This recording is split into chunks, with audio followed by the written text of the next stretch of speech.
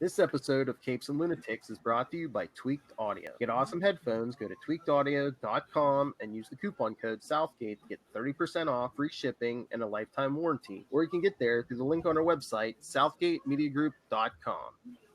Recording has started. Hey, that's the music, kids. That means it's time for Super Connectivity. I'm your host, Charlie the Professor Esser, and with me, as always, is the man of mystery, the man of wisdom, the man who brings it all together, even when Lilith and I are both running late. Phil Perich. That's the guy. Hey, Philip. So, what a week. Let's start off. I know you said you want to talk about it here. The grand history of the Marvel Universe. Oh, yes. The first issue by Mr. Mark Waid, the history of the Marvel Universe. Yeah, and man, I gotta tell you, obviously, I love it. Mm-hmm. I'm a little freaked out because apparently there was. Okay, first off, just gonna say it. I always thought it was the Blue Kree who built the blue area of the moon. But apparently they've apparently retconned it. Now it was the Pink Kree who are building the blue area of the moon, instigating the entire war with the. Well, I don't know, man. First off, I don't know if I like that. It may be Marvel history. Doesn't mean I have to like it. Just like American history. Doesn't mean I have to like it, but I still have to acknowledge it as history.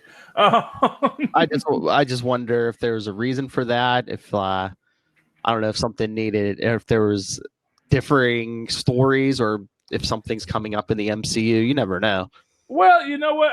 Here's one thing I'll say is they've been using the Pink Kree a lot more, and they've actually now established, because according to this, it is an established idea that the Pink Kree are the dominant race and the Blue Kree are actually a minority. I mean, look at the Captain Marvel movie. We got more Pink Kree than Blue Kree. Exactly. So that seems to be a reversal of what we. But if you look at the, my favorite part, annotations with original comic book art. This is for all you Marvel Saga fans. They didn't forget. They knew what you guys love. They knew this is for Marvel Saga fans. We're going to tell a nice framing device and tell a good story, but we all know what you want is dense text with frames from comic books. And I think I speak for everyone in the world when I say yes, that is literally all we want. But there is a frame here that actually shows the, right here. Right here, they show that it is actually a Pink Kree. Oh, yeah. Fighting with the Skrull. And again, like I said, first off, it's like, so as an example, when the original Marvel Saga told this story, they had the Blue Kree. They also suggest that it's actually the Pink Kree killing the Kotai before the Judgment, so that the Judgment couldn't occur, whereas that isn't the case. You know? I mean, the original story was the Kotai bloomed an entire world, and the Kree built the blue area of the moon, and the Skrull said, well, actually, the Kotai did a better job. This also feeds into the idea that the Skrulls are a benevolent race, which, of course, feeds into our new modern interpretation of them. Although, again, a benevolent race turned violent by the history of the Kree-Skrull War. Yep. I'm just not sure. I'm like a little, the idea that, it's the Savage Pinks that brought about the war, not the fascistic Blues. Yep. So I'm wondering if they're trying to say that. And first of all, I didn't know that the Blues were supposed to be like the higher evolved Kree. That sounds like some Kree propaganda from the Blues, if you ask me. I'm just going to throw that out there. I think the Blues like to tell people that they're the higher evolved, celestial chosen. Yeah, the Celestials chose you, man. Yeah, every other Every other race that they do that to, they make a eternal race, and there's no Kree Eternals. There is it's also interesting that they suggest that, and again, it's kind of, this seems like a codification of history.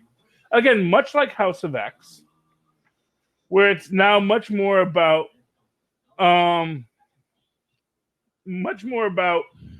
creating a universal context for Disney rather than what was previously established, you see. Oh, you mean people can have a plan for their shared universe? DC. Well, yeah. Not for nothing, DC did a whole history of the DC universe a while ago that was, again, framed in a story context like that. It's very lovely. Yeah. I'm sure you've read it. It's very nice. I like that book. That's a beautiful book. But I mean, just like all the movies and TV shows and the comics, it's all like, oh, it's all separate, different universes, and just like now they're trying to fold every version of every character they ever had, and their whole multiverse, and to make it all count. So it's a mess. Yeah, but like in Secret Invasion, they established the existence of the Eternal Skrull. Yes, and his spouse, and I believe the Eternal Skrull survived Secret Invasion, although the ever-changing Skrull died. If I recall correctly, I don't think they both died. So, but now they're suggesting that the Skrull shape-shifting is actually a eternal gift rather than a or a celestial gift, which, I don't know. I just feel it kind of cheapens the history of the Skrulls in a little bit. I like the Skrulls as being just a naturally evolved. What are the next? Were the Pop-Upians? No. The work of the Celestials too. I want to see the Pop-Upians in this story. I just wonder if, when they needed changes done, and if anyone questions it, it's like, oh, this is a post-Secret Wars universe. Well, yeah, I mean that's Franklin Richards. Tell me, Galactus, tell me the story of everything I changed. Yeah, tell me about the universe I built out of nothing. The multiverse I built. Yeah, just for fun and giggles. Franklin! The only thing to survive the end of the universe: Galactus, cockroaches, and Franklin Richards. Yeah, because he made it up. Well, but it makes sense because the entire universe only exists because Franklin wants it to.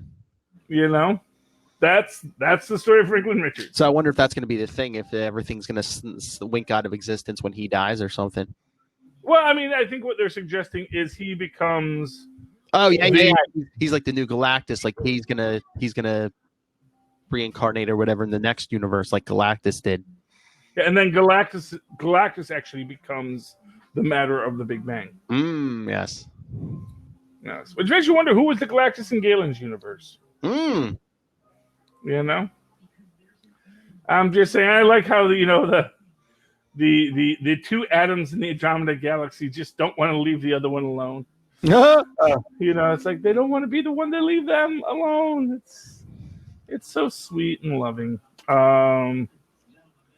Yeah, I mean, I love this, but there's so much you can talk about. Oh, also, interestingly enough, Ishtar is now an elder god along with Chithon, Seth, and Gaia. And that's new. That feels new to me. I don't know if that was in another book, but you even see, because they give you that, when they give you the flashback, that is actually from, if I recall correctly, this panel here, I believe that is from what was the one with, was Atlantis attacks with the Serpent Crown? Yes. I mean, there were multiple stories of the Serpent Crown. I believe that was one of the backstories in there where they give the origin of the Elder Gods, and you just see 3 there, not 4. That's Gaia, Set, and Chithon. Oh, you reminded me of something. You mentioned the Serpent Crown. I don't know if you read the last issue. Guess where the Serpent Crown's popping up now to throw more gasoline on the fire. What? Where? Invaders. Oh, Invaders? Yes. Namor's right-hand man hands him the Serpent Crown to put on. So there's more. Is Namor really that stupid? Is he that stupid? Okay, yes, Namor is that stupid. Yeah. We know, but So more bad stuff to throw in his brain pan there. Leave Namor alone. Man needs to retire. He's been doing this since the 40s. The guy's got to just say, you know what? Let me 40s, wasn't he in that? Was it 1939? Yeah. He's just after Superman. Yeah. He predates Aquaman. Famous motion picture funnies, which was actually a promo book, if I recall correctly. You couldn't buy that book. You had to go to the movie theater, and they would give you that book. Oh. Yes, if I recall correctly. I could be wrong, but I believe it was a promo book. I forget what theater chain was giving it away, but yes, but that's where Namor first appears. Which is why I believe Bill Everett actually owns Namor, or the Everett estate owns Namor, which is a whole other thing of legal issues. But man, I'd love to see Namor get his movie just so we can say created by Bill Everett. Oh. But we should be getting more Namor next issue because the cover looks like, it gets to the 40s with Captain America and everyone. Yeah, and I love that about all histories of anything. It's like, first there was the Big Bang, and then 8 billion years of everything, and then the 40s happened. And then Marvel Comics #1. Yeah. I mean, not for nothing. Even freaking Two Gun Kid and Rawhide Kid. And then, there was some cowboy comics, But then Human Torch. Yeah, there were some cowboys. Odin was stooping everyone. And then we get to Marvel Comics #1. Hey, he's not as bad as Zeus. Yeah, that's true. Yeah, and not for nothing. It kind of seems like Odin's just super Machiavellian about it. I want to. It's not even like he's not even in the guy. It's just as a plot. Yeah. Yeah, it's like, hey, I mean, you're good, you're pretty enough, gal, but what I really want is that cosmic Earth power and my cosmic Asgard power, and just get those two together and make us a little human, the Earthican Asgardian baby.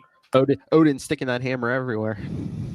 Hey, man, I also found it interesting, Tuck the Cave Boy. Oh, yeah. Yeah, that's the first I've ever heard of him. Now I want to see the further adventures of Tuck. Well, it's the Cave Boy. I wasn't familiar either, but it was in the annotations, I believe. Yeah. They say they say it's from 1941. Captain America comics. Captain America. He's actually he had the backup story in Captain America comics 1 through 5, 1941. Which, if anything appeared in Captain America comics, I was going to say I'm sure Mark Waid knows about it because I think Captain America is his favorite character. Oh yeah, I'm sure he's probably read every issue of Captain America ever. I find it interesting he decided that he was an Inhuman. I wish I was Inhuman. That'd be awesome. Maybe he's going to show up later. Maybe long range this or is something. The new ones. Yes. Anyway, hey, we got a good friend. We got a new guy here. Hi, new person. Any whoosies. Yeah, so I mean that's the epic history of Marvel. History of the Big Bad Brad is back. Oh, I love this guy. Hi, Brad. But no, you were talking about free comics at the movie theater or whatever. When I put my code in for this History of the Marvel Universe, I got a copy of Valkyrie Jane Foster #1. Oh, just for free or in addition? Instead of this issue, I got Jane Foster #1. Oh, you probably mistyped the letter, and it just happened to be Jane Foster. I mean, I could try again, but I don't think I retype and let So I've seen it happen before. I'll have to try and enter my code later to see if I get Jane Foster too. Yeah, but I mean, it was a good issue. Oh yeah. Jane Foster. Yeah, I haven't read it yet. There's so many books to read. In fact, big disappointment this week. Actually, one of them, the book I didn't read this week, because there's always at least one, is where did I put it? There it is. Star Trek #6. Oh, the Q conflict. Oh. Yeah, we got Trelawney, we got Q, and then there's some other people there. I haven't gotten to read it yet. I'm really excited to read it because I love Q and I love Trelawney. Squire Trelawney. He's awesome. Oh, but do you want some spoilers for Jane Foster? Sure. Spoilers. The villain Blue Streak has a gang and they rob a. I'm sorry. Did you just say the villain Blue Streak? Yes. Yes. is taking on Thor. Well, he has a whole gang in like high-tech suits. Well, and it's not Thor. She's Valkyrie now. But okay. one of them gets away because they were transporting what is that? Dragon Fang, the old Valkyrie's sword. Yeah. And guess who ends up with the sword and ends up appearing to kill Heimdall with it? Loki? You'll never guess. No, it's no Asgardian. Somehow the sword finds its way into Bullseye's hands. Ah. That seems poor. Do you guys know anything about the new superhero shows that come out on Amazon Prime? The Boys. Oh, is that out? Is that out yet? I'm not sure. What did they? No, I don't think so. I think it comes out. Well, it might be coming out in August, or actually, is it out? Oh, it is out. Yes. So here's what I know about The Boys. It is. I mean, I know what The Boys comic is about, which is about basically, you have a bunch of superheroes pumped up by like super soldier serum plus. There's a super soldier serum plus that gives you superpowers, and this company owns it, and they sort of manufacture superheroes, and the superheroes are kind of like above the law. But then there's this group, sort of like a shield group, that like controls them by extreme prejudice kind of actions. Here's what I'm going to say. Here's what I have to say about it.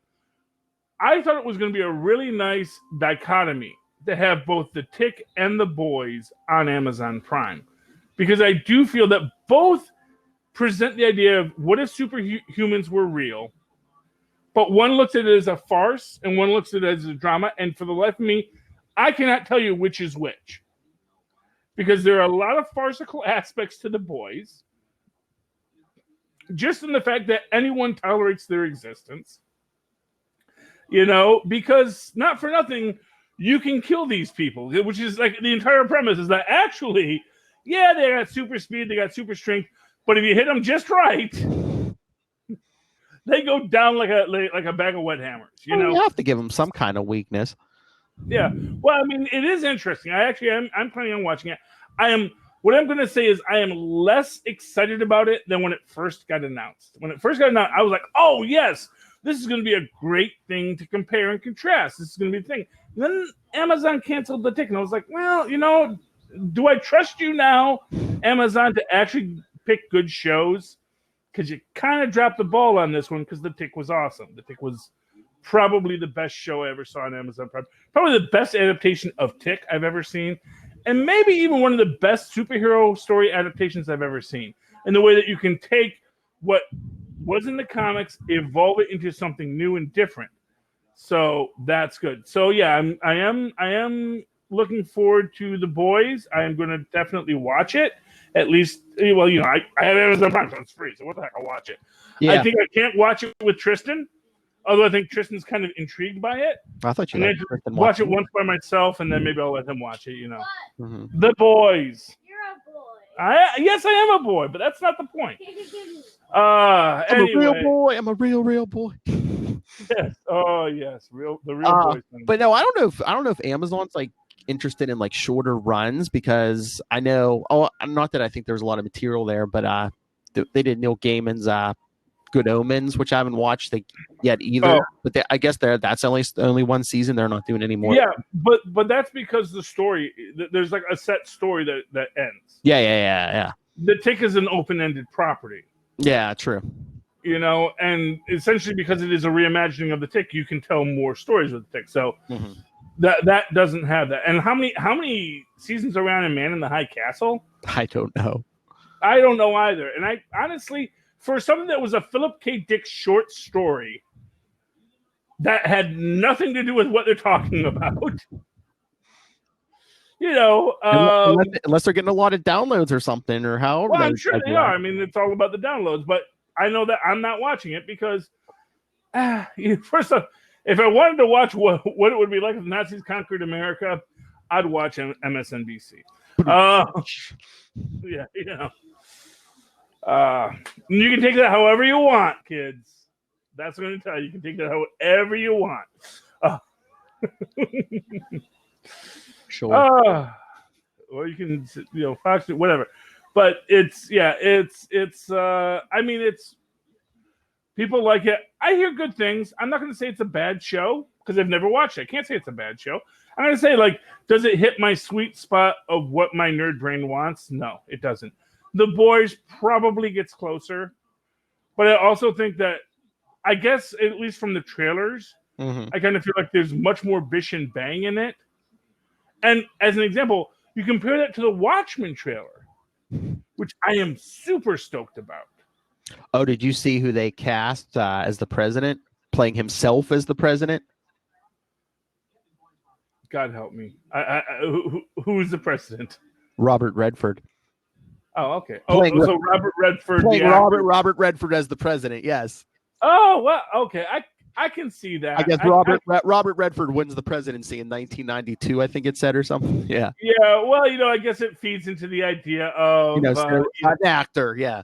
Yeah, well, and the idea of celebrity and, honestly, I'm not sure Robert Redford is the deepest world leader in the world, Not for nothing, the man has lived a privileged life, and privilege, I just didn't know if they were going for like the Reagan analogy, former actor becomes politician. Well, actually, in the old books, they did suggest that Reagan was going to challenge Nixon for the nomination at the end of the first book. That, and they said, really, an actor president? That's ridiculous. I'd be more fascinated to find out if Reagan actually won. Oh, yeah, maybe they'll mention that. And it's entirely possible. Maybe he was between Nixon and Redford.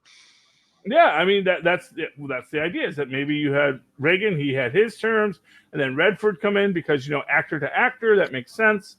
And obviously this is a world where they don't have I forget which amendment it is that says you can only be president twice. So yeah, I'm very excited about that. I like that they apparently have like a silver Rorschach, which is kind of cool. I like that they have the idea that cops all wear masks because that way, criminals can't come after their families, which is an interesting idea. I mean, it's not a good idea, but it's an interesting idea in how you present it. I like that you have Veidt as an old guy now. Oh yeah, this is all this is all post the movie and the series. So yeah, exactly. So I'm very excited about The Watchmen. I'm very excited about it. I will say to me that is the kind of thing that HBO Max is all about. Yeah, that is why they're building out HBO Max, which I've said is going to be a big thing. I actually think HBO Max could rival Disney Plus. Because if nothing else, it has the underdog story going for it. Yeah. And you always want the underdog story. You always want to be the guy who, I'm punching up to that big mouse. What's up, Doc? That's what you want. That's what you want for your story. And I actually think that there's a good chance that HBO Max will be what Warner's is looking for. I have faith. I believe in DC Warners, believe it or not. As much as flack as we give them, I actually believe there's so much good content there. They just got to stop stepping on their own cape. You just want to throw your support behind Watchmen because you heard Alan Moore is not, against the idea of the series. Alan Moore's against everything. I know. Including you know why Alan Moore's against everything? Why? Because he signed away his rights and he can't cash the checks anymore. Oh, it's like here's the thing: when Coolio got mad at Weird Al Yankovic, Weird Al Yankovic said, "Yeah, but he still cashed the check." Because Weird Al gives you the royalties, and like everyone agreed. Okay, yeah, we're gonna make Amish Paradise. It's gonna be a big hit, and Tupac was all cool with it, and then someone said, "Oh, Tupac, you selling out?" Weird Al Yankovic's making a parody, and then Tupac was like, "No, man, I'm not selling out. I hate that." And Weird Al Yankovic, "Yeah, I'm sorry you got upset, but dude cashed the check." Now, I don't know if Alan Moore cashes the check, because I'm going to tell you right now, they send him a check. Oh, do they? Yeah, I'm trying to remember. I thought I heard somewhere, unless I imagined, I thought they said he doesn't cash the checks, or I don't know. Well, here's what I'll say. Marvel's not gonna destroy his image, because not for nothing, it's in their best interest to maintain that outsider image. Yeah. It's in their best interest to say, "Oh, yeah, Alan Moore hates all this corporate stuff. Don't you want to see what Alan Moore doesn't want you to see?" You mean DC? DC likes it, or? I'm sure. Well, I think here's the thing. I don't think anyone really wants to work with Alan Moore again. I mean, they have all his stuff. So, well, I mean, they have it, and they send him a check because by due diligence, the lawyer says, "Look, you got to send him this check." Yeah, I don't care, And if he wants to give, who's the other guy on Watchmen? Dave Gibbons. Dave Gibbons. Yeah, I always want to say Neil Gaiman because it's the G's and they're filed right next to each other. But I know it's not Neil Gaiman because he does his other great stuff. But no, yeah, Dave Gibbons. So, and what DC says is, look, if he wants to endorse that check over to Dave Gibbons, I'm sure Dave Gibbons is more than happy to take the second check. He says, okay, great, thanks for the second check, Alan. You're a top drawer guy. Glad you don't have to be a sellout. But I've never heard Dave Gibbons say he's gotten the check endorsed to him. Yeah. And I think everyone's like, I think he cashes the check. Yeah, probably. Honestly, he lives a lifestyle. Lifestyles aren't cheap. Get the spaghetti TV dinner. Did you eat the last one? No, there's no more. Okay, we'll get more spaghetti TV dinners later. Yay! He loves the banquet spaghetti TV dinners. I just like spaghetti. But they raised the price of them. It's like $1.25 now. Oh no. Spaghetti? They're not a sponsor, but they would like to be. Yes. Well, hey, banquet TV dinners. I'm a big fan of your work. I'll let Tristan eat it on camera if they sponsor us. Yeah, well, Anyway. Speaking of cashing the checks. Yeah, cashing the check. Anyway, but that's what I'm mostly excited about is Watchmen. What else is going on? Do you want to talk about House of X? You want to save that for? I wanted to say that for Capes, but no, you sent me a list of stuff you wanted to talk about. Do you want to talk? Yeah. Okay. WandaVision. We've given all the praise to HBO Max. Let's talk about what Disney Plus is. I can't keep these things straight anymore. What Disney Plus is doing. Yes. Okay, so we have WandaVision coming. And I'm very excited about this because at least the theory is WandaVision leads directly into Doctor Strange 2 Electric They said Boogaloo. it does, yeah. Okay, I don't know. I'm not at Comic-Con. I'm not Lilith. I mean, I think they at least confirmed. Okay, WandaVision happens first, and then the character of Wanda goes over to Doctor Strange too. Yeah, and again, as I've said earlier, it's my big belief that Mordo is in it, but he's not the villain yet. This is where we start to get the break because it is going to be about how do we solve a problem like Wanda, and I actually think that's what the central theme of WandaVision is the idea that there is this realization within the powers that be, whether it's sword, whether it's shield, whether it's something else, that Wanda, Captain Marvel is super powerful, but she's not crazy, and also is mostly off-world. There's this kind of a aspect of Captain Marvel where maybe it's more useful that she be off saving Kree or off saving Skrulls and not being on our planet. Because if she was on our planet, maybe that's going to get to be a little more complicated than we'd like it to be. Or she solved every problem. Well, or cause a lot of problems by trying to solve them, which is the inherent problem of Superman. It's if you ever read the first appearance of Diablo in the Fantastic Four, and he solves all the world's problems, but every solution actually, in that case, it's actually all the solutions eventually just don't last and everything else happens and there's all these problems with it. But the idea being that, if Dr. Doom could really save the world, do you really think he would be Dr. Doom? Yeah. Would he really, it's like he wants to save the world in his way and his way doesn't actually save the world. It just says he's in a good place. So I can get the idea that for the Marvel Cinematic Universe, there's this worry about Wanda. And maybe there's even a conspiracy. Oh, shades of Illuminati. Maybe shades of the Century with Doctor Strange to sort of put Wanda in a place. And one of the things I'm thinking about is because my actual idea was that they're going to put her in some kind of virtual reality simulation. Yeah. That's what WandaVision is. Yeah, that it's going to be a virtual reality simulation. And they're going to have remember the Truman Show? Yes, that's what I was.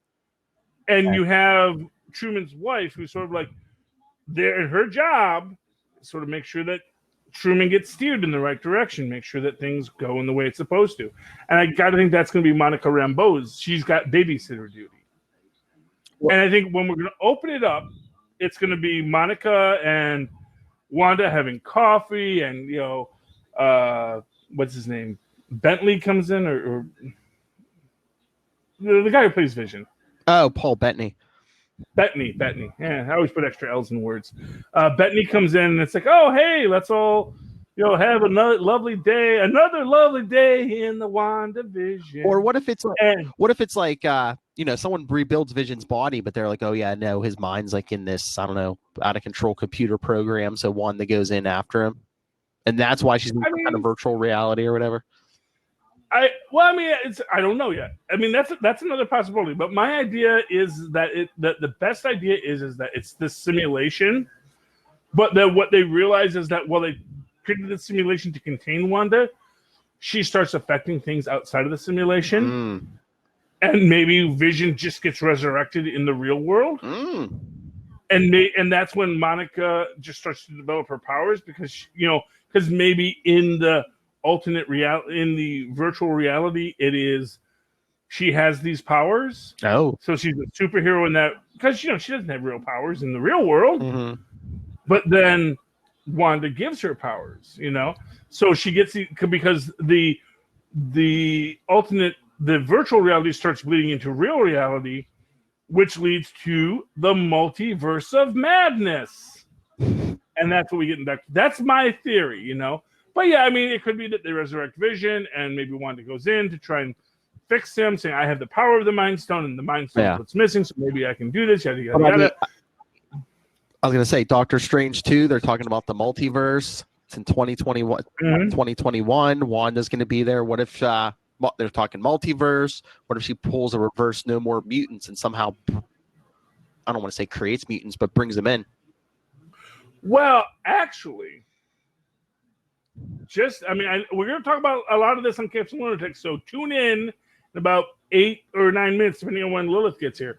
So tune in for Capes and Lunatics because I actually think that what we see in House of X actually is how they're going to introduce the mutants.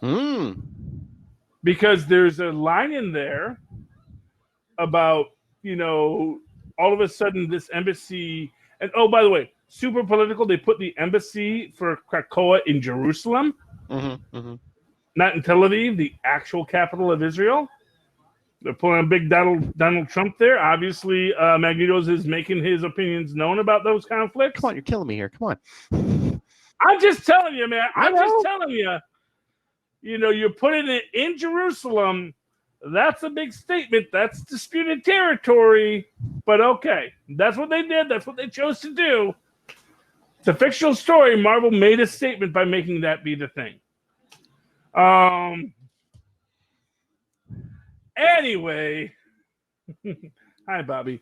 Welcome to the show. I hope you like it. There's a guy named Bobby watching, or a girl named Bobby. I don't know. Can't see. It almost looks like Yahoo Serious in the picture. So hard to tell. Never want to misgender anyone. But here we go. Back to the story. Yeah, no, it is a political statement, but what it is the idea that they say, I didn't even know this country existed prior to this moment. Which kind of suggests that, MCU? Yeah, well, yeah, what if in the MCU, mutants have always been there, but Charles Xavier, Omega-level telepathic mutant, makes sure that stuff stays under wraps. Oh, we're going to get into Charles Xavier on Capes and Lunatics. Yeah, well, it's a supervillain power. And did you notice how many Omega-level mutants have telepathy as their power? I have a theory about that. Okay, well, we're going to talk about that, yeah. Why also, in the Cyclops evil head helmet. Put there. I have a theory. Yeah, but my idea is that when we get to the MCU, it's not going to be that, mutants suddenly exist. It's like, no, mutants have always existed. But because it was better for the world, it was better for mutants for Charles Xavier to keep this a secret, he kept this a secret. He definitely, he made it so that Mutants could get to his school. But that, generally speaking, he used his powers to just keep it quiet. And of course, S.H.I.E.L.D. was probably cool with that, because Hydra S.H.I.E.L.D. definitely just wants all this stuff kept quiet. If they get out of line, you know, the X-Men are going to help us lock these guys up. We're good, friendly Hydra S.H.I.E.L.D. You don't know that yet. Although maybe Charles Xavier does and just says, you know what, it's worth the risk just to keep mutants safe, you know? So yeah, that's how I think they're going to introduce mutants. It's not going to be something makes mutants come into the existence. It's that mutants were always there. And then it just gets open. And I think what's going to happen is something's going to happen. Some mutant level event is going to happen. And Charles Xavier just can't control it anymore. Or Magneto's going to attack somebody, just like Eric. Yeah, Magneto. I still don't think he should be classified as an Omega level mutant. Although we got to see in that book exactly why Hitch is talking about. Yeah, I just wrote all these pages on what actually classifies as an Omega level mutants, and this is why this is, you know, like both these mutants have the top power of their group, but this one's group is more specialer than the other. Wait, and my question still is like, it's got an Omega level mutant. They made Bobby an Omega level mutant. Man makes ice cubes. I'm just saying. He controls moisture. Actually, he controls. Technically, he controls entropy. So he can remove entropy from the system, making it cold. So that's all I'm saying. So it is kind of like an Omega because it works on a quantum level, but yeah. We call it temperature control, but really it is about, you know, removing, you know, stuff from the universe, or, you know, what to make basically violating the laws of physics. Well, making the you know, the cessation of movement on that molecular level. Well, actually, there's a suggestion maybe in that is like maybe there is, you know, maybe for a fun fact, that maybe any firepower character has to have an equal and opposite cold power character, because you know, you pull that entropy out of things, maybe that entropy has to go somewhere. It goes to a firepower character, maybe, or maybe there's just an exhaust port in the universe somewhere where all of the firepower goes, and then all of the, you know, then all of the and maybe, like I said, maybe it goes gets shunted to another dimension where firepower beings pull on it, you know? Oh, that would be interesting. The more Iceman uses his powers, like some fire user gets stronger and vice versa, or weaker. Well, no, you just store the energy in another dimension, like Cyclops' eyes, which are powered by the Crimson Bands of Cyprak, of course. So that there's a heat dimension, and beings who create heat pull from the heat dimension, and beings that remove heat transfer heat to the heat dimension. So you get this little cycle. All right. Well, should we wrap it up there so we can go talk House of X on Capes and Lunatics? Yeah, as soon as Lilith gets here, yeah, let's do that. So let's call this a day, Philip. Quit dragging it out all the time with your nonsensicery. Philip, if people would like to reach out to you and talk nonsense and nonsensicery with you, how can they do so? Well, you can always get a hold of me, nightwingpdp@gmail.com. On Twitter, I am at nightwingpdp. And you can find Super Connectivity on Facebook, on Twitter at SuperConnectPod. Follow Capes and Lunatics on Instagram. Check out capesandlunatics.org. Go check out the Capes and Lunatics YouTube channel. Go check out our weekly newsletter, capesandlunatics.home.blog. So go subscribe to that. And our voicemail, 614-382-2737. That's 614-38-CAPES. And remember, you can watch us live on GetVocal.com. Yes, and if you join us in a few minutes, we're going to try and do it here. Yes. For Capes and Lunatics, but we can't be here. Scoot over to YouTube and our YouTube channel for Capes and Lunatics, where we will be live streaming. And if we're not here, it's fault. It's if Lilith can figure it out. And by the way, Bobby, I would love to see Avengers again. I got to see Spider-Man again too. You know, there's like so many movies I got to see again. Well, Endgame's coming out digitally soon, and then like on Blu-ray and stuff like middle August. Do you think I can afford a Blu-ray player? I do cable. It's coming out digitally soon. Okay, well, digitally, yeah, I'm looking forward to that. Although, you know, I want to get my Disney Plus, so I just pay one flat rate. Okay. I like that. I like pay the rate, get the movies. That's my goal in life. Anyway. If you would like to write to me, talk to me all the ideas that are in my head, in your heads, and everyone else's head, you can always write to me in that old-fashioned email way where our Ma's and Pa's once did at superconnectivityblog@gmail.com. That's superconnectivityblog, all one word, at the gmail.com. And, of course, follow me on Twitter as I live tweet Agents of S.H.I.E.L.D. when I'm not doing podcasts, which is usually when Agents of S.H.I.E.L.D. is on. At Charlie Esser, that's CharlieEsselCR. Look for the two E's in the middle. For quality. Bing. I agree with you, Bobby. I really want to see Endgame on demand. It'll be great. Just watch it over and over and pause and increase. You know, pause, increase, clarify, increase. Jeez. My TV doesn't do that, but I'd like to imagine it could. Hey, gang, that has been Super Connectivity once again for this week. I hope you enjoyed it, because I sure did. Please super connect with us again next. Good night. Good. Now we dance. No. Everyone's dancing. That's our end credit scene.